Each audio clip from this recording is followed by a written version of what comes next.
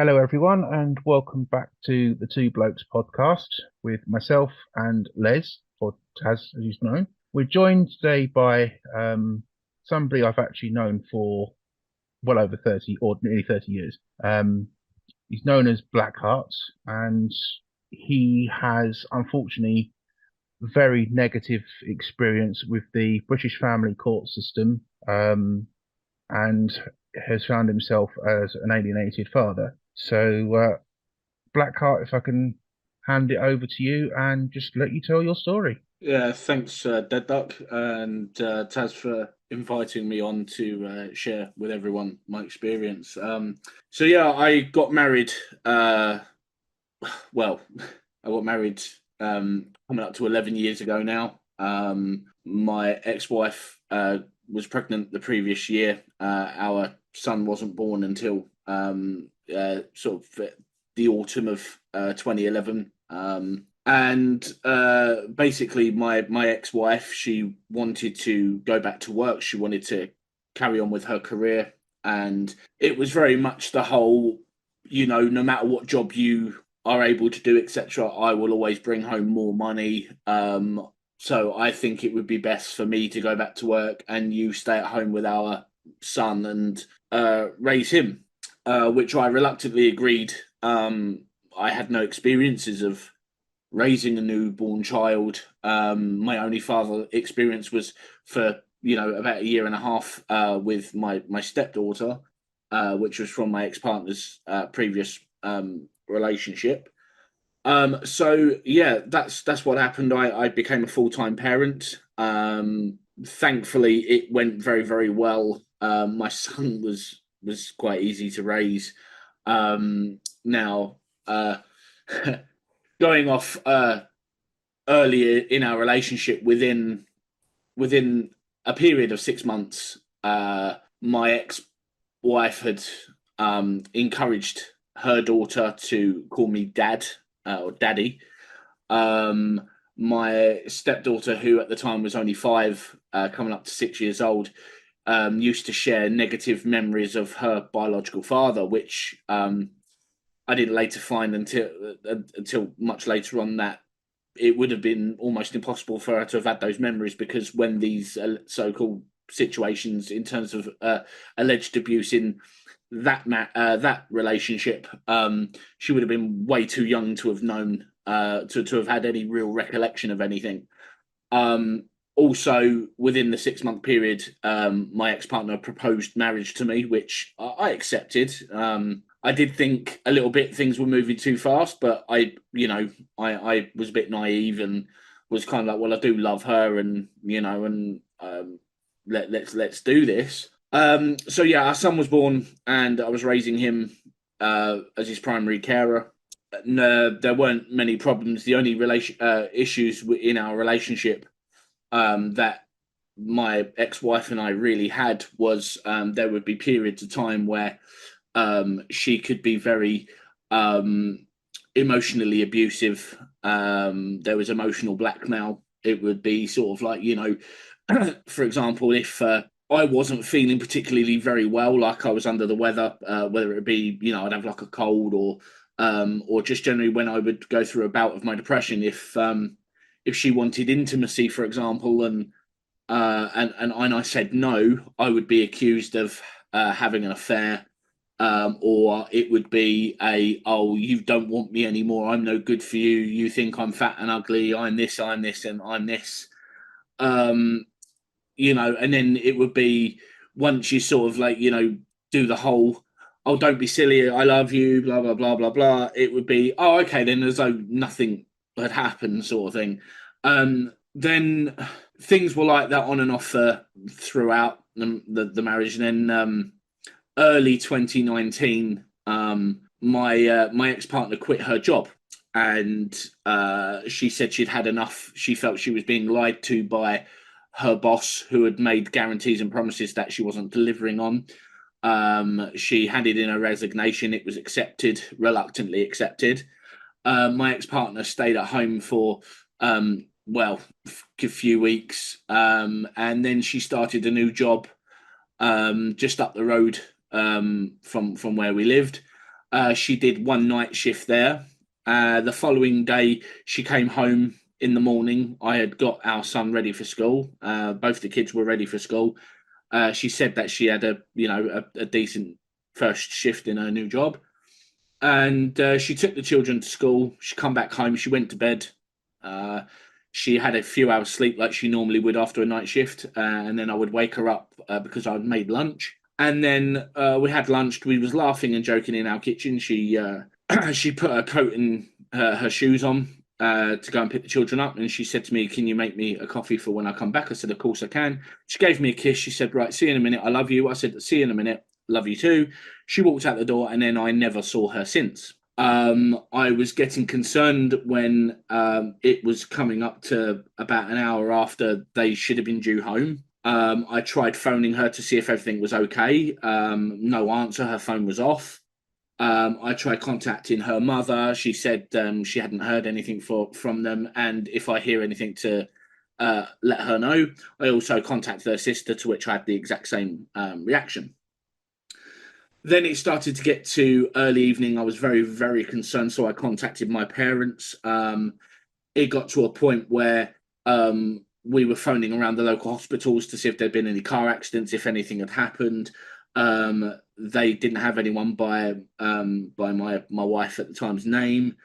We reported them missing, and then a couple of hours later, the police contacted me saying that my wife and children were safe, but they couldn't share any further information with me. That's all they could just tell me, was that they were just safe. I didn't know what was going on, and then when my mother contacted my my mother-in-law, it became clear that my ex-partner had left me with the children. There was no explanation given why. I wasn't. It wasn't until a week later I got a phone call from our local children's services. A social worker phoned. She only spoke to me on the phone for about 15, 20 minutes. All she asked me was how my relationship with my wife was at the time, and she asked me a couple of questions regarding our son. Basically, she explained that my son had gone into school and told the teacher, told someone in one of his anxiety groups that I had apparently been hurting him. I'd been pinching him. I believe it was pinching and elbowing him or something along those lines, and which I was absolutely shocked and bemused about. And I asked what would happen next, and the social worker just said, "Well, it's up to your wife if she wants to get in contact with you again." So I was just basically left to it, to get on with it. There was no correspondence. I emailed my wife because her social media, she'd closed all that lockdown.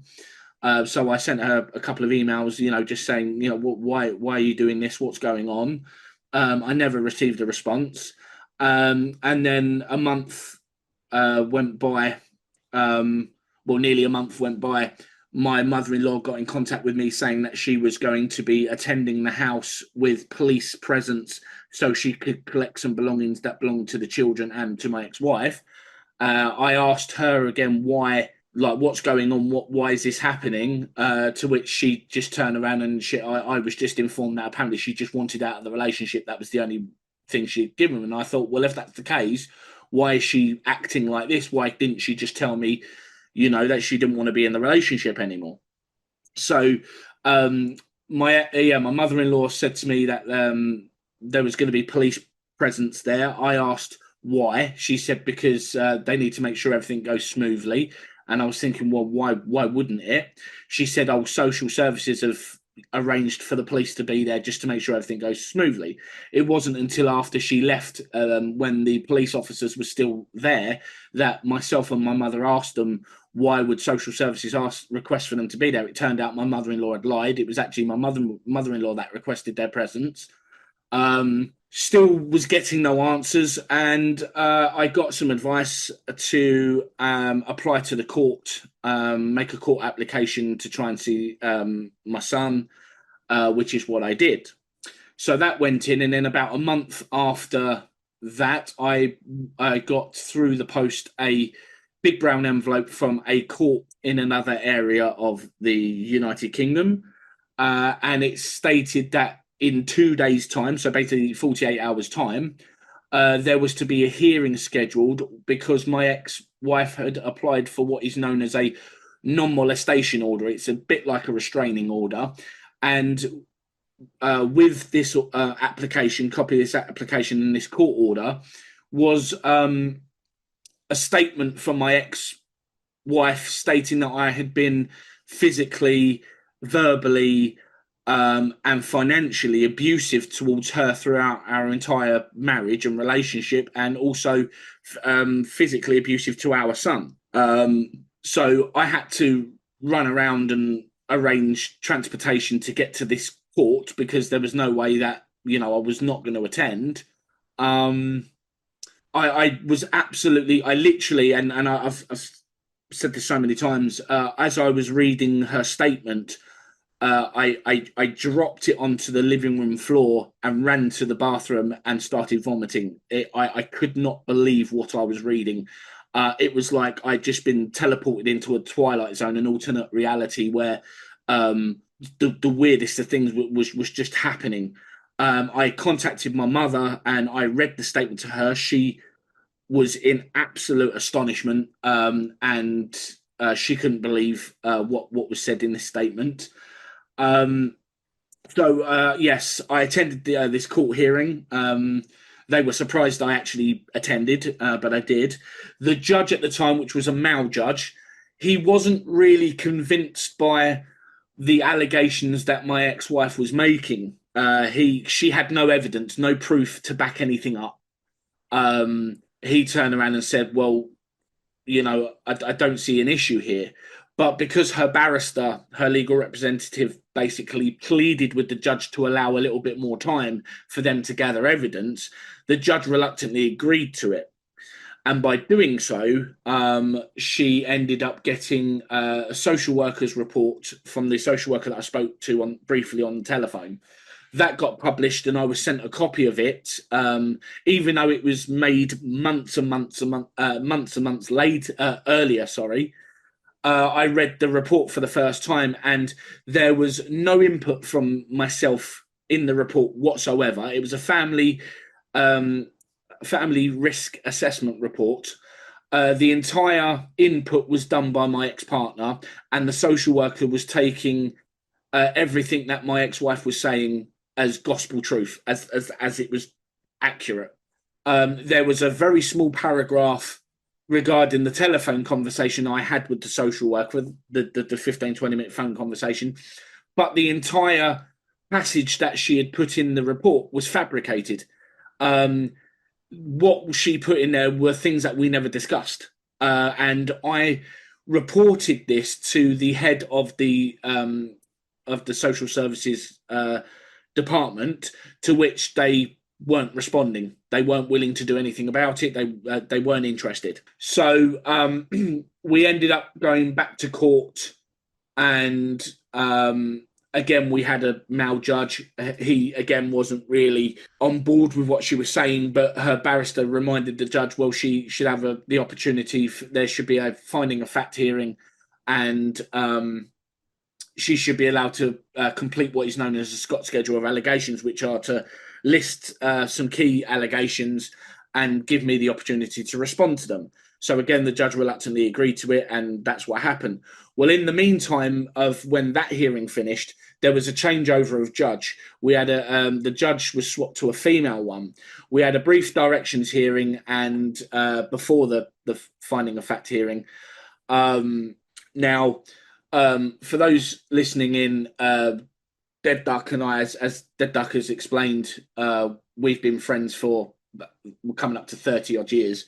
DeadDuck was actually my Mackenzie friend for the finding of fact hearing. So he has key insight to what went on in that courtroom on that date.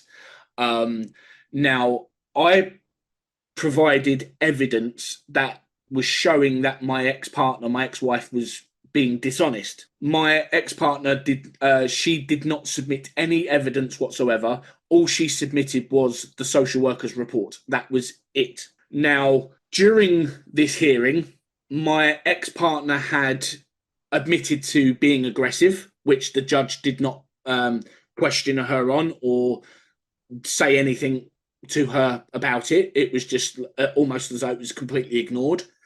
The evidence that I provided, they were twisting it round. And even though it was, some of the stuff was a lot of the evidence was actually the words of my ex-partner. They were messages, etc., which were showing, what she was really like, etc. And again, that pretty much went ignored. As DeadDuck will agree with me, we both walked out of that courtroom believing, well, hold on a minute, this has actually gone quite well because, I've got all this evidence, she doesn't have any. And, the truth was coming out. There's no reason I should not be able to see my son. About a week or two later, I received in the post a copy of the judge's judgment from the fact-finding hearing, and she, all but one allegation, she sided completely with my ex-wife. Her reasons given were inaccurate because there was stuff that in the judge's explanations which were factually incorrect. And I will quote DeadDuck on this from the conversation we had on that day when I contacted him and let him know what the judgment said. He turned around and quite rightly said, was that judge even sitting in the same hearing as what we were? Because what the judge was stating was very different to how it should have been done from if she had actually been that hearing. If she had actually looked at the evidence and taken the time to do so and actually listened correctly and used common sense, then her judgment would have been extremely different. So from then on, CAFCAS then got involved. For those who might be outside of the UK, CAFCAS are a court advisory service. They're basically, they're not even social workers. There is an ongoing joke that they're failed social workers. That they advise the courts. They just talk to the children, talk to the parents, and they advise the court what they think is best in the best interests of the child to help the court come to decisions. I attended my meeting with the CAFCAS officer, and the CAFCAS officer kept referring to me as an abuser, which I politely stated to her. I said, excuse me, look, I'd really appreciate it if you didn't keep calling me an abuser because I am not one. And her exact words to me were, the judge has deemed you to be an abuser, therefore I shall treat you as such. And I have never felt so sick and I don't even know what word to use. I've never felt so disgusted, dirty. I felt most dirty. I was being labelled some kind of criminal or something, and which I'm not, and I haven't been. She was telling me about how my son was talking about how I would hurt him on a regular basis. I would break his toys. I would do all these things. And I was thinking, well, hold on a minute, because, about 6-7 months ago, when my son made a statement, he didn't mention any of this stuff. All he had actually said was, apart from me apparently allegedly pinching him and elbowing him on a couple of occasions, which again never happened, he hadn't disclosed any incidents of significant harm. He hadn't mentioned anything else like that. And I was like, well, this is a huge contrast, a difference. And it got to this point where she had explained to me about this letter, this handwritten letter that I'd hidden in my son's shoe, which I did just before my ex-mother-in-law came to collect some of their belongings. Now, at the time I wrote it, I knew my son wouldn't be able to read it himself because he wouldn't be able to understand my handwriting, and he was still learning to read at the time. I just put it in there because I wanted him to have something from me. So it came to light that the letter was found, and the CAFCAS officer had stated what my son believed the contents of the letter said, and she told me what he believed the letter said. And straight away, alarm bells hit me because I was like, "Hold on, that's nothing. That's nothing. That's in my letter." And when I said to the CAFCAS officer, "Hold on a minute, I've got a copy of it, and it's date and time stamped because I took photos of the letter before I hid it in his shoe, so I would have it, as evidence and so I could look back on it if I ever wanted to. And I said, I will show you because it will prove that what he's told you isn't true. So there's false information being passed to you. And the Kafkas officer turned around and rejected it and turned around and said, no, no, no. She said, I haven't got time to read that. We need to press on. So she deliberately denied evidence to help her support her Section 7 report. So I had the meeting, and then when the Kafkas Section 7 report was published and sent to the court and a copy to myself, she'd absolutely demolished me. She had said that my son was suffering greatly and terrified of me because of my abuse. She was saying that the fact that I would not recognize any wrongdoings or anything like that was alarming, and I shouldn't be allowed near my son. She sympathized with my ex-wife on all these allegations of abuse and everything like that. And I couldn't believe it. I genuinely couldn't believe it. So in July of 2020, we had what was the final hearing of those proceedings. And at the beginning of the hearing, the judge had spoke to me, and she said, I know that you don't agree with my previous findings. She said, you should have appealed and whatnot. And I explained to her, well, I'm litigant in person. I'm representing myself. Nobody, not even her or the courts, told me I had a right to appeal the fact-finding hearing. So she said, well, you're out of time now, so there's not really anything I can do. So I had to let that go and just accept that that was done. And then in the final hearing, we had cross-examinations with the Kafkas officer that did the report. Again, she was completely belittling me as some kind of monster. My wife is a really traumatic victim, and and my son suffered greatly. And I'm sitting there and I'm constantly hearing these things because, like, I'm in a twilight zone. I'm just thinking, why is my entire family life with and my marriage and my parenthood being portrayed as an alternate reality that never took place? That's all I kept thinking was, why is this happening? Why, and I felt like I was, this little child that's been put into some kind of cage with soundproof walls where I'm shouting and screaming for someone to actually listen to me and take notice of evidence and the truth, but nobody can hear me, or nobody's able to hear me or listen to me. So in the end, I was granted, well, despite actually regarding that letter that I just previously mentioned, that came up in court. The judge surprisingly actually allowed it to be submitted there and then. Again, the Kafkas officer, upon cross-examination, stated that she actually didn't think that what my son believed the contents of the letter had said was all that different to what it did say. And even the judge agreed with me that it didn't in any way, shape or form match up anywhere near what my son was said. But the judge didn't see the red flag, because I had said to the judge there and then, well, if my son has been misled into believing the contents of this letter, he's passed on false information to Kafkas. So if he's done that, then what other false information has he passed on? Surely his testimony, and that can't be reliable. And furthermore, who was it that read the letter or found the letter and then lied to my son and told him completely different what it said to what it actually said? Who lied to my son? But in the end, the judge granted that I was only allowed to have indirect contact with my son by email every few months. But my ex-wife did not get her non-molestation order granted. It was rejected. The judge said there was no reason for it to be granted, as I hadn't caused any problems. I hadn't tried to track them down. I hadn't gone hassling them or any kind of harassment.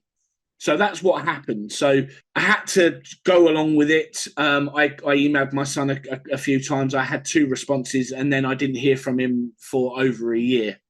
Then last November, I had started to get last year new evidence that I wasn't able to get before. And some of it was very, very key and important, one of which was actually my a copy on a disc, a video of my police interview, my non-custodial interview, which shows that my ex-partner had lied, because what she had told the police was different to what she had told the courts and what she had put in some of her statements. So I obtained that. I made a new application in, I believe it was November of 2021. And I didn't get a response until it was March of 2022, where they said that, sorry, it was January 2022. They had said that they were going to get CAFCAS to do a safeguarding report, which is different to the Section 7. It's like a preliminary thing just to get an idea of what CAFCAS think. CAFCAS recommended that I should be allowed the opportunity to submit new evidence and for those to be looked at again, because it has the potential and the possibility for the earlier allegations and the previous findings by the court to be overturned, and I should be given that opportunity, because obviously it can then make the court decide whether or not I should then be allowed the opportunity to then have some kind of contact with my son. So we were on course for that. It was ruled, because there's been big delays in the British court system. There's massive delays and a lot of administrative errors, etc. So going back into court, we started the proceedings again. Everything was going fine. We were on course. I submitted a load of evidence. The judge then wanted me to just submit evidence to counteract the found allegations from the previous hearing, and I was from the previous proceedings, which is what I did. But then last summer, whilst we was doing the proceedings, I was granted a subject access request from the social services that had where all this started from, to allow me to have access to all of the notes and work that the social worker did, although a lot of information was going to be heavily redacted. Now, when I received it, it showed that the social worker had only been in her job just under 3 months. She was new to her role.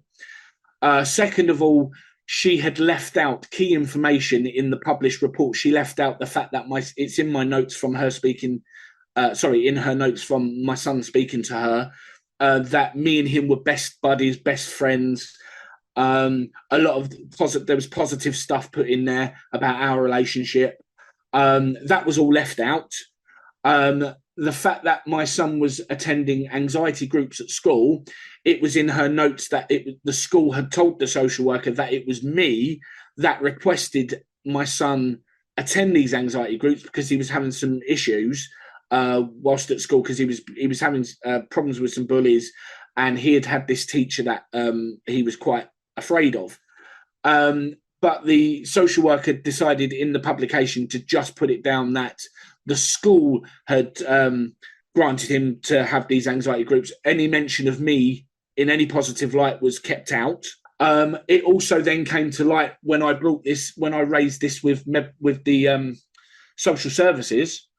When I talked about the report, they agreed actually that the report, the family risk assessment report that was so heavily relied on previously, shouldn't have even been allowed, because it is the only input in there is from my ex-partner.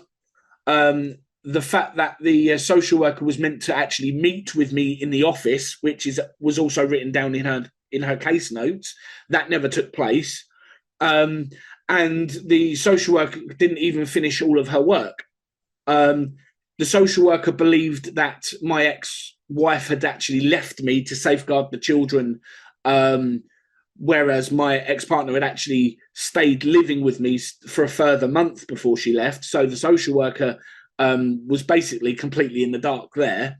I was told that report should not have stood because it was incomplete and it wasn't done correctly.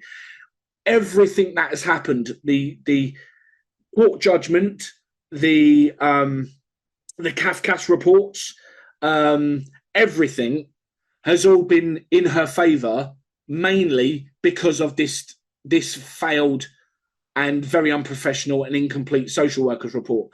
It's currently still being investigated by the local ombudsman, because the social services are not willing to do anything about it, because they believe, it was a few years ago that the report was done. And I said, yeah, but you should have dealt with it when I raised it, immediately.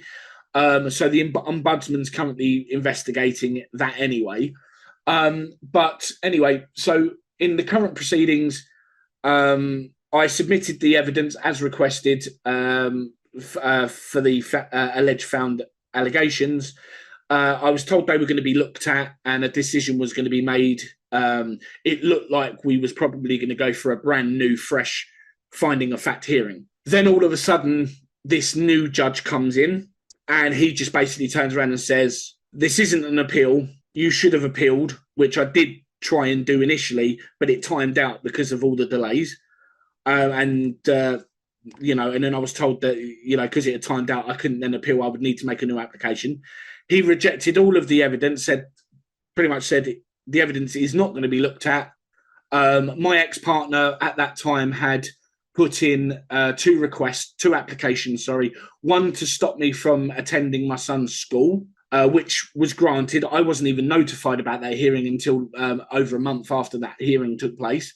I actually found out through Kafkas that actually took place.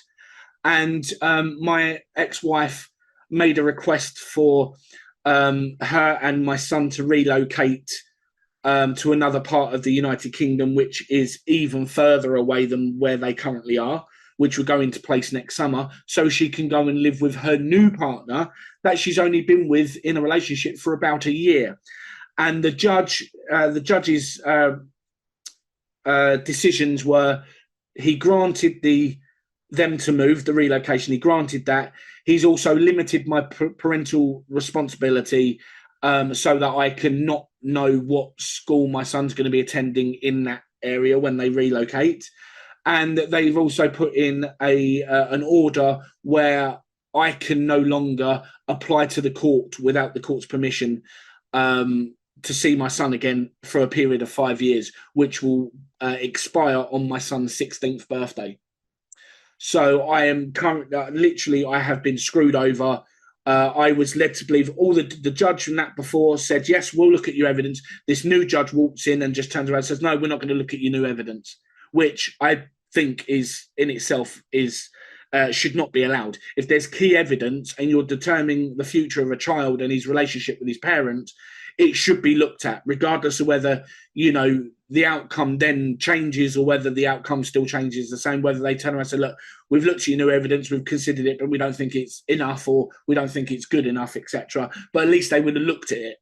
But no, this new judge walked in and turned around and said, no, we're not going to look at your new evidence.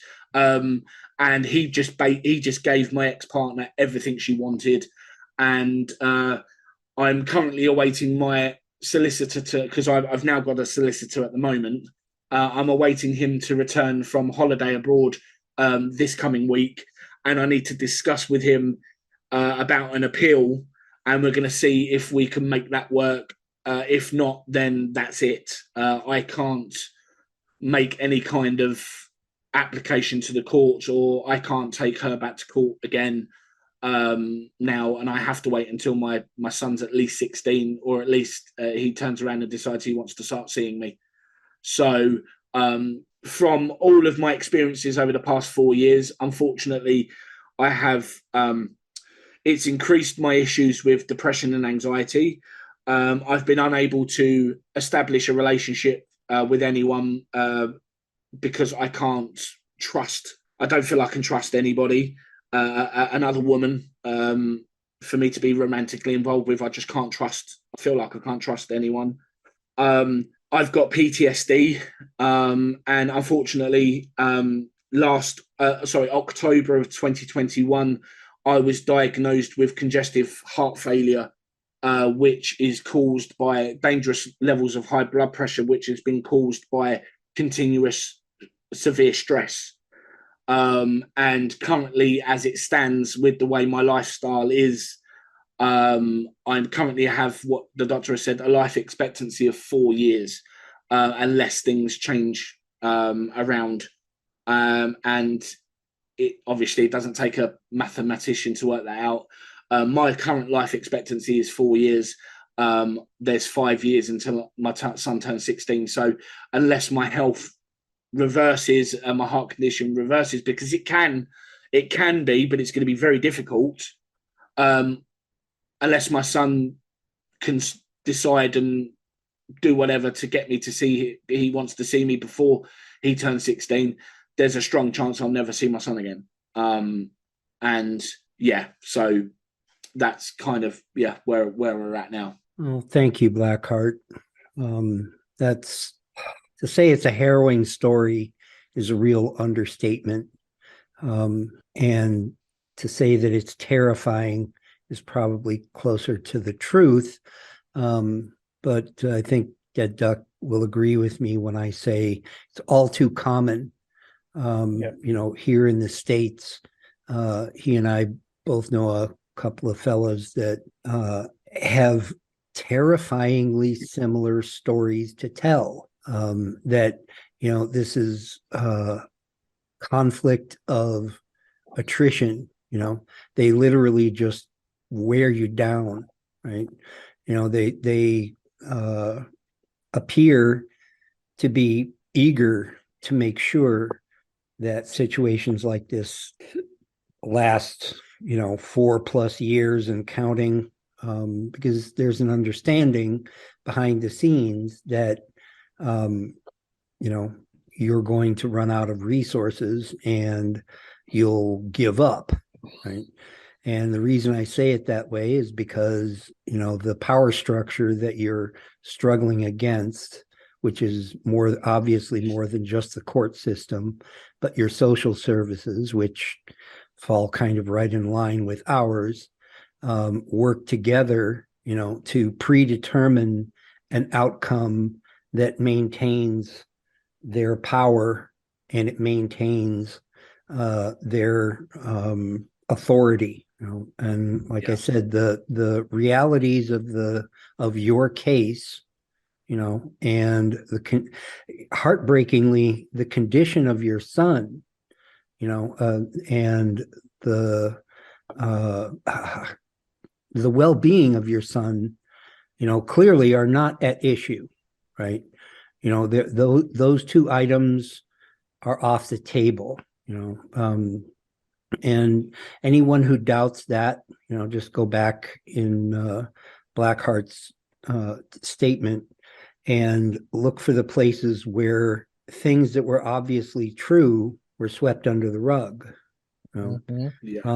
Always, these injustices are at least as much a matter of what is not addressed as what is addressed or what is misaddressed. They get as much traction out of what they choose to ignore as what they choose to pay attention to and how they choose to pay attention to it. Right? It's very interesting you say that. There is one thing I just want to add is that my son has, recently been diagnosed with ADHD and potential autism. Now, before my son was removed from my care and his mother took them away, he didn't have any of these traits, any warning signs that he may potentially have ADHD or autism. He was 7.5 years old when I last saw him. He's now 11 years old. He's had a lot of issues which have manifested, according to the NHS, where he's based currently. These issues manifested in late 2021, which is almost actually similar around about the time when my ex-wife's relationship with her new partner began, roughly around about now. No, I'm not blaming him or saying he's contributing in any way towards that. I don't know the guy. I've got no ill will against him. At the end of the day, he's probably being taken for a fool as much as I was. But, it's at a point where, at that time, if you think about it, from early 2019 to the fall of 2021, I've not been present in my son's life whatsoever. I've had no communication with him. I've not seen him, nor has he seen me. And yet these huge issues, such as he's now become overweight, he doesn't like people touching him. He's been violent violently aggressive and physically violent to his mother. He doesn't listen to people. He's been going through a phase where he's been trying to eat cardboard. All these different issues that have manifested, and this is the thing again with the NHS. They've said that they've done extensive research into his background. Well, they haven't, because the reports show the input are only from the schools that he's attended since he left this area, and everything else is the input from his mother. They've not had any information from me about his background from before he left, and they haven't had any background information from his school that he was attending here, which should have painted a clearer picture to them, because he was excelling very, very well when he was attending school here. He was doing fantastically well. He was getting awards and certificates on regular basis while he was here. He was of a good weight. He didn't have any of those issues that I've just mentioned. He was a very friendly, outgoing child. All of these things, he was just blossoming. He was doing so fantastically well whilst he was here, and he was at school here. And since he's been away, everything's just flipped on its head. He's at the level academically with his schooling. He's at the level of 3 years behind everyone else to where he should be. And, when he was here, he was exceeding expectations. And they're just quick to pin it on, he must have ADHD, he may be autistic. They're not looking at the possibility that his issues that are manifested are due to his current environment and lifestyle. Yeah. And that's one thing they won't look at. Because of my own background, I've become very aware that things like ADHD and even autism are often misdiagnosed, especially with boys, that is actually trauma. Because they kind of look the same from a certain distance, right? But they are not the same. They are different, and they come from different things. And as I said, the lack of interest in how he's actually doing and why he's not doing well, that speaks to me as loudly as any evidence that the court has decided to ignore. Right. At least in terms of your testimony, it's one of those things where if, this is a great example of where if they really pull the lid off and really expose everything that's going on, it is not only your ex-partner that's going to look bad. Right. And, it's not only, one court official or another that's going to have to recant or reverse a decision. There is a lot at stake here for these people, right? Yes. And what is at stake relies on you having been the bad guy, you being the bad guy, and you continuing to be the bad guy. And you can take it to the bank that they will keep that in place by any means necessary. Okay? This is not a game. Okay? And, this is not a specific individual family, right? Like I said, this is a power structure, and they will do extraordinary and really malignant things to keep it in place. And if if justice gets served and all of the truth comes out, and I'll be honest about it, even you yourself, are you'll have your detractors, right? There will still be people who will, heartlessly and thoughtlessly come back to you and say, well, why didn't you do A, B, and C in reaction to X, Y, and Z? And that is going to be difficult, but it'd be nothing at all compared to what your social services and your court officials will have to answer for, because what they will have to answer for like I said, it doesn't just affect you and your son, and it doesn't just support your ex-partner. I mean, this is a very big, very crooked house, and the table that you're sitting at is playing a game that's been rigged since before any of us was born. So yeah, this is Yeah. the best. I mean, I've been the child. I've been the possible child from a outcome. broken home myself. Yeah, It's me too. my I was father I was an early adopter of the broken home child because my parents split up back in the 60s. But I say, thing is that your best possible outcome is going to have limits, okay? And it's going to have obstacles and difficulties that, yes, you're going to have to account for the rest of your life.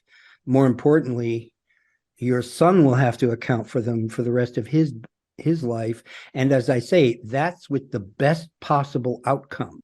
So the people that are enacting this injustice against you, okay, they have a lot at stake. They are, lack of a better word, like I said, malignant. They're a cancer.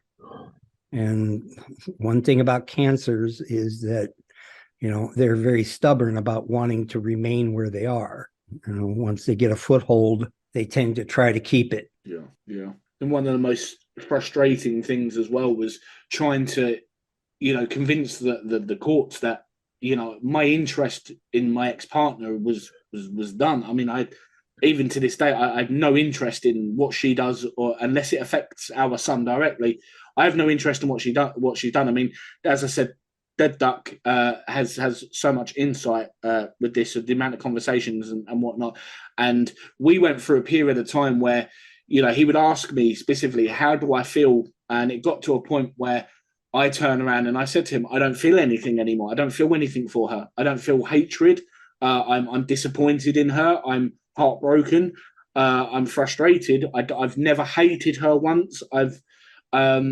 Which, maybe it would have been easier if I had. But the frustrating thing is trying to convince the court that, hey, I'm not interested in her, because there was, for so long, almost throughout the entire both sets of proceedings, she's tried to make it all about her as opposed to it being about our son. It is all about her. I'm the main victim. That was it. Beginning of January, she turned around and put in a statement. I know that if he finds out where I am, he's going to find me. He's going to kill me. She never said that in any statements, like the past 3 years prior. Not once has she ever said she feared for her life. But all of a sudden, at the beginning of this year, she's scared. She's terrified I'm going to murder her. And well, come on, that's not the best bit of this story, is it? No, it's not. And that's how ridiculous it gets. I'm going to let you DeadDuck fill on the best part of this, because I want your delivery on this one from someone who's not me. Yeah, right. So basically, obviously, Blackheart's ex-wife has made this statement, completely aware of the fact that he knew where she was living for over a year by the time she'd made the statement, and he'd done nothing. If that,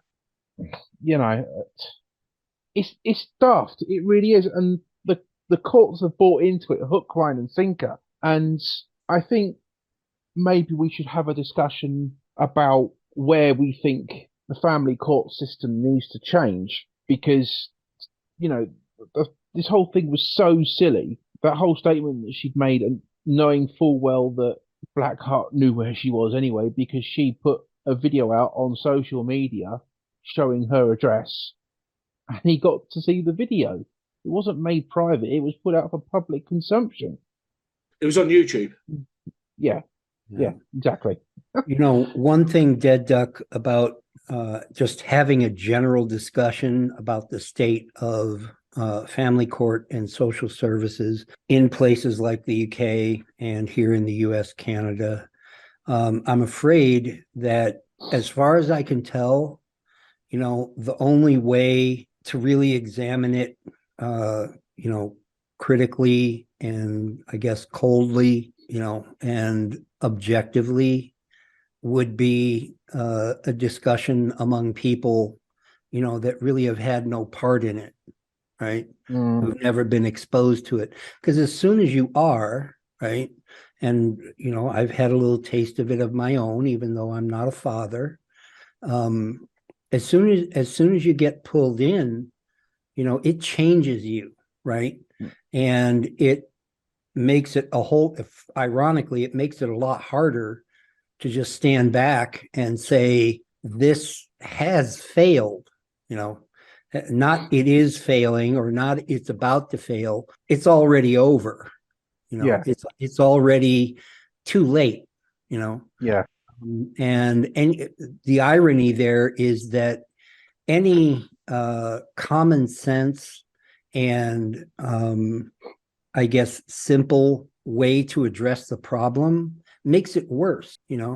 Instead of I guess reforming and overhauling it, they have it arranged in such a way that any steps being taken to try to do that somehow or another gives them more power and gives them less accountability and gives them more incentive to do things like they're doing with Blackheart, to other fathers, right? And other husbands.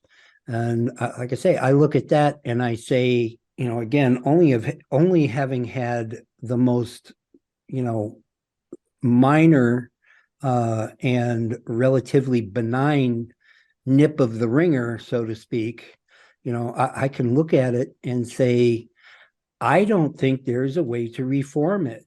I don't. I mean, unless somebody knows something I don't know, there have been attempts to address and reform and improve certainly the court system and also social services, and yet from again a disinterested third party standpoint, it's worse than ever.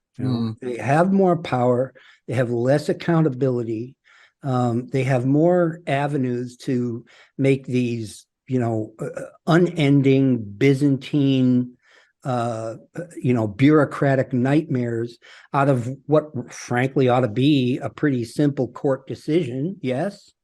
I mean, everything, Blackheart, that you described seems fairly straightforward at the start, but as soon as the courts and the social services got a hold of it, suddenly it's I don't know, some kind of postmodern nightmare, that like, who would have an answer for that? Who would be able to stand back and say, here's what ought to be done? Like I said, the best possible outcome. If tomorrow morning you woke up and all the current decisions got reversed and your son was back in your hands, right? That doesn't mean this is over. I mean, far from it. And it would be for you, a really difficult and challenging and long-term solution to a problem that, let's the three of us here be honest about it, is going to be, it's going to be felt by you, it's going to be felt by your son, it's going to be felt by the people who care about both of you from now on, until, you all pass away. And there's nothing anyone can do about that. The one thing nobody can do is go back in time and undo all of this. It already happened. Right. And, the systems in place that have already done this to you, they only have one incentive, and that is to continue doing it to you until you give up. Yeah. I do. I mean, there are things I think that can be done. I mean, trying any allegation of domestic violence or sexual violence, also, yeah, exactly, through the criminal court system first.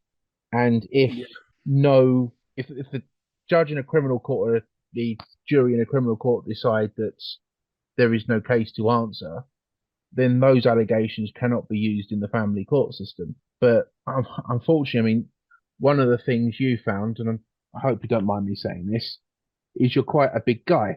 And this is something I distinctly remember coming out in the courts. And Also rather came than, out in the police interview as well. yeah, and they don't use the best evidence rule. They use the probability rule. And because you're quite a big guy, it's probable that what your ex-wife has said is true, Yeah. based purely on essentially the way you look. Right. Yeah. And that needs, they need to go back to the best evidence rule. Well, yeah, I mean, with the evidence, I mean, as it stands right now, in terms of the last time either party submitted evidence, and it is actually overwhelming. The only evidence she provided was that that social worker's report, which was, as I said, I've recently found out should not have even been allowed to be to stand or be published, and the previous CAFCAS report and the judge's judgment. My evidence currently stands at around about 150 something pages, and about 80% of that evidence is her own words being used against her, where she's lied and changed her stories, etc. I've not me just pointing a finger at her. It's me just going, this is what she has said here. This is what she said here. You can clearly tell she's lied there, blah, blah, blah. There you go. And that's how overwhelming the evidence has been. But yeah, just no interest in doing what's right whatsoever. No. And as I said, say by some miracle they do, right? Mm-hmm. Say by some miracle, they reverse all of this and take seriously your side of this story, and make decisions, like I say, so that your son is back with you, But once that happens, right, that's where kind of, in a lot of ways, the fun begins, because, that will put a black mark on the record of, again, social services and the court system. People don't like that, and you will hear about it, right? And there's every possibility that your son would hear about it, right? And basically what I'm saying is that, your ex-partner has every chance of being turned into a martyr, right? Okay. Yeah. And like I said, it's the kind of situation where, you have to be willing and ready to manage your expectations and manage your impulses as a father, to make sure, that you yourself don't buckle under the pressure. And by the way, that 4-year lifespan that your physician was quoting to you, it's probably accurate, and it may not be. I mean, he may be accounting for causes of death which are not natural, if you understand what I'm talking about. Yeah. I mean, when they look at this, at least statistically, they say, yeah, a lot of these guys just blow their brains out, or jump off a bridge, right? And, so like I said, the people encourage you, at least people who care about you, encourage you to take care of yourself, and look after your own well-being. That's why, from the time this all started happening, the stakes went up like a skyrocket for everybody involved, and at this point, one real black box is just how this is going to turn out for your son, regardless of what decisions get made. Right? It's going to be really, really messy.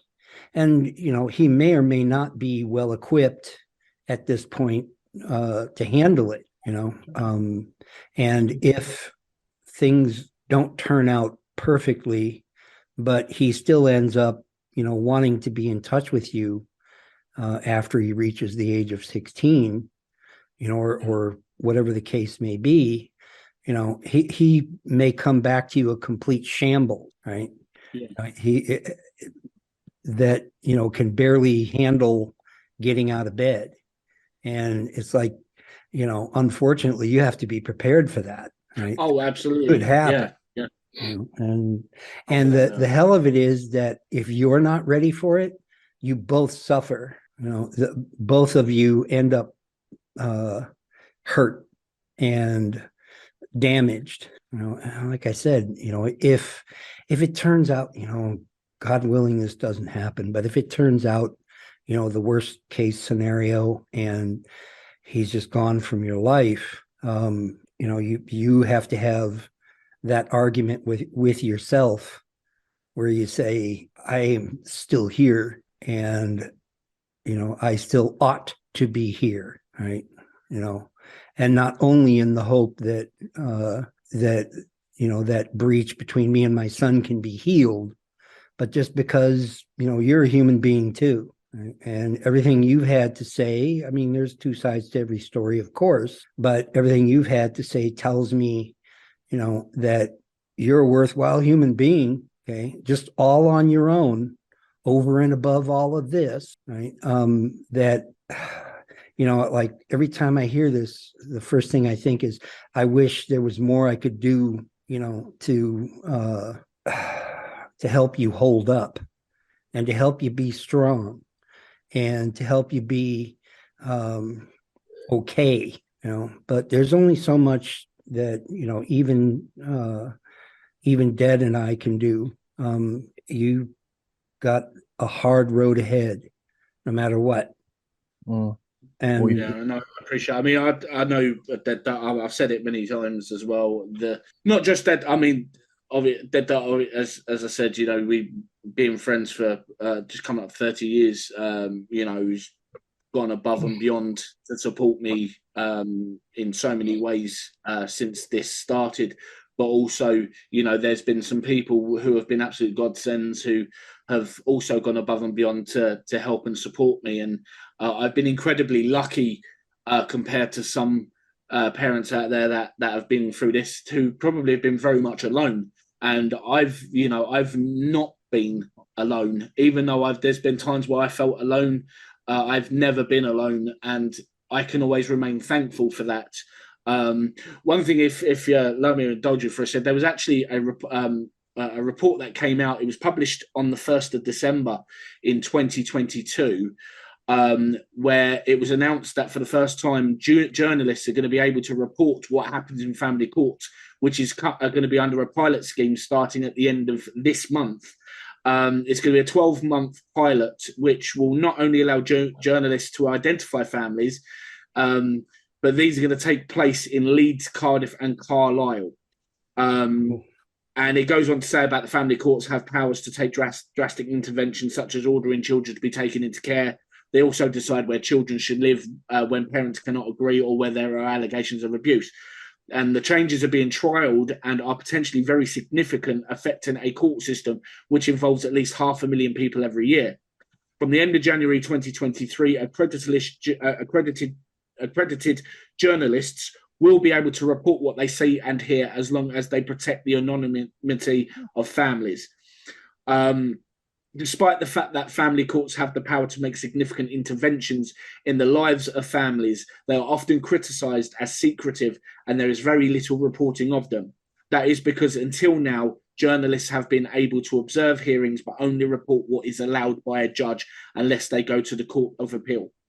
And Sir Andrew McFarlane, the president of the family courts, has said there is a need for greater openness to build public confidence. Under the pilot, journalists will now be able to name local authorities in care proceedings, as well as the director of local children's services. They won't, however, be able to name individual social workers unless ordered by the court. They will, however, be allowed to name the lawyers involved and the court-appointed experts, but not medical professionals treating children or any family member involved in the case. The journalists will be able to interview families about their cases as long as they protect their identity. And the reporters will be allowed to see some of the legal documents in cases, but will not be able to view any expert or medical reports without permission from the courts. And all of this is being done through transparency orders issued by the judge in each of these cases. Judges will retain the right to refuse to issue one of these orders and restrict reporting. So that's something which is going to be very interesting to see over the next 12 months, beginning from the end of this current month. Right. And worst case scenario, a judge exercising the right to, to Yeah. limit or obviate journalist's investigation, basically means that that's an action he or she is going to have to stand on. Now, like I said, even with that, as you say, the leadership of the family court system over there is angling this action toward restoring public confidence, and that right there, I mean, if there was full reporting of just your own case, right? It's just one family, if there was appropriate disclosure of everything that happened, also everything that failed to happen, as a citizen, would you be confident? Nope. No. No, of course. No, of course not. You'd take one look But I at think it on the and say, flip side, holy crap. Yeah.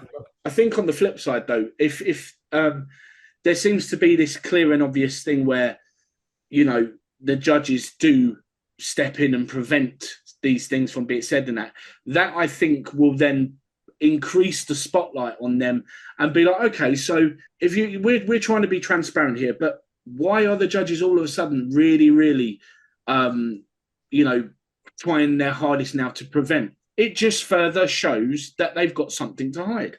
Right. Then it's not just by caveat, or by decree, that they will, like in each case, have to specifically act to keep everything undercover, and they'll basically have to put their name on it. So it's a step in the right direction. I don't expect it to be, a silver bullet, right? No. It ought to, I guess it ought to, sort of activate the I don't know what you would call it, the purpose of journalism, as a fifth column to expose things to the light of day. But at the same time, like I said, it's been like this. That system has operated, under cover of darkness for a long time, right? And its predecessor systems operated in relative darkness for a long time. So, peeling back that floorboard is going to raise a lot of stink, right? And it's going to expose a lot of real festering, and like I said, don't expect it to be like fun times, because it won't be. No, you're right. I think it is very, it is right to be very cautious and to sort of calm anybody's expectations that this is going to open up this big can of worms, so to speak, and all of a sudden things are going to start progressing in a positive way. It won't be that. I mean, at the very least, if this this pilot goes very, very well over the next 12 months or so, at the very least, it might show enough where, maybe a little bit more spotlight is shed on things and go, well, hold on a minute. Actually, these findings are quite interesting. Maybe we should, delve a little bit deeper, and maybe it might turn a few heads. But I think that's pretty much, the best that we're going to hope for. Right. It's and anything else is a bonus. Yeah. I mean, any like lasting positive change that comes out of it is probably going to be a bonus. It's going to be it's going to be for the common good, as they say, and that's nice. But that's that same old human nature thing where somebody comes up with an idea to improve something, which, don't get me wrong, I'm all in favor of that. I'm in favor of progress. But whenever that happens, we just have this impulse to assume, like I say, that whatever it is going to be a silver bullet, that's going to fix everything. And I have just not, that doesn't match my experience with stuff like that. It's like it's the beginning of something that's going to be hard, but worth it if it's handled properly. And in defense of social services, social services was another bright idea. Okay. And that's all it ever was somebody said, hey, there ought to be social services and a safety net and, people's interest in the lives of individual families and their children and all of that. So at the end of the day, it probably started out as a good idea. Look what we've done with it. And when I say we, I mean everybody, right? Either by action or omission of action, that now we're here and now we have this, and not only do we have this mess to clean up, but somebody's going to come along and say, okay, if you don't want to do it like that, what do you want to do? Because I guarantee you that's going to happen. Yeah. And I might be at the head of that line because, as a crotchety old man, if you're going to take something away, nature and human nature really abhors a vacuum, and normally if the vacuum is ignored, it gets filled with the worst kind of people. Yeah, absolutely. There's much more to add on that, really, is there? No, I don't think so. I believe so. Yeah. All right. Well, any final thoughts, either one of you? I'm just going to say thank you very much to Blackheart for coming on and telling his story and probably frightening a few people half to death of what he's gone through. But I think it's important for people to know just what family courts can be like. And, things need to change. It's just figuring out how to change them because this is, it's a mess. It really is a mess. It is. Yeah. I want to thank you both for having me on and allowing me to share my story. I was going to add that recently I've been thinking about, I hope, God forbid, that when my son is an adult and potentially becomes a father himself, that he doesn't go through this, because it makes me wonder how his mother would react if he went through the exact same thing and his ex-partner made a load of false allegations, etc., and she wasn't allowed to see her grandchild, and my son wasn't allowed to see his son, and things like that. I wonder what impact that would have on her as well, to think, oh, so this is what it feels like to have this done to you, kind of thing. Because it can happen. I mean, I do know somebody, a friend of mine, obviously they'll remain nameless, who's the mother of their child did this to him, and when his son got older and become a father, his partner did the same thing. And well, let's put it this way, after about a year of going through it, his ex-wife got in contact with him and said, I get it, I'm so sorry. And he was like, well, I'm glad you now see it. He said, but it's a bit too late for an apology. The damage is long done, but at least you now realise what it's like to go through this, and at least you now know what you really did. And he said, but thanks for your apology, but the damage is long done. So. But yeah, no, thank you very much, guys, for having me on and letting me share what I've been through. I've really appreciated it, and thank you for continued support. You're most welcome. It really took a lot of courage and a lot of heart for you to step up like this. I want to make sure that gets mentioned. Thank you. And I told you all those difficult things because in listening to your story, it didn't take long for me to figure out that you're the kind of man that has the strength and fortitude and sense of honor that can handle all that. It's just a matter of being informed. The